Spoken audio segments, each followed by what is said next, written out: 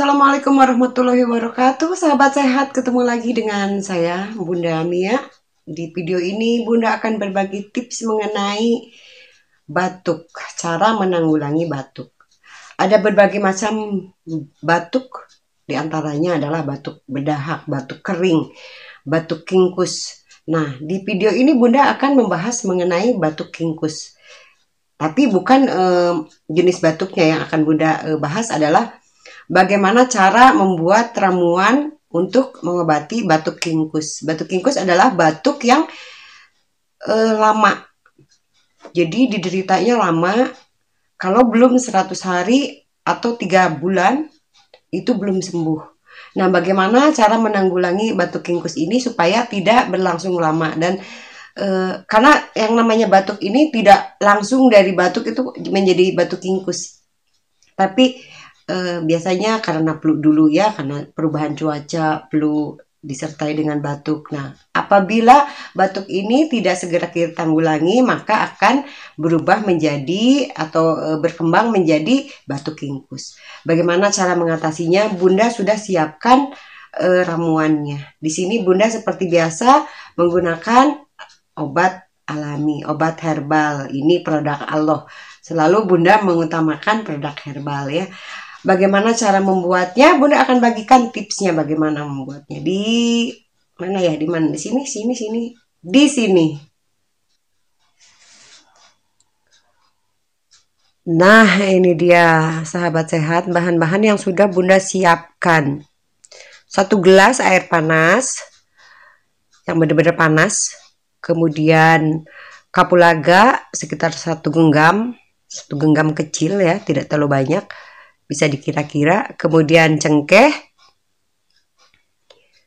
Nah, setelah cengkeh, kayu manis, lalu jahe yang sudah diiris tipis. Benar-benar itu tipis ya, 1 ruas jahe. Jeruk nipis 1 butir. Nah, untuk jahe sendiri di sini bisa diiris, bisa juga dengan diparut. Tapi untuk Bunda sendiri di sini menggunakannya atau meraciknya dengan cara diiris.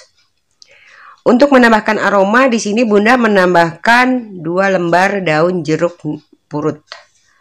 Karena daun jeruk purut ini juga sangat baik juga untuk pengobatan. Selain harum juga ternyata bermanfaatnya banyak. Tambahkan juga madu 1 sendok makan ya. Madu ini kenapa ditambahkan madu, Bun?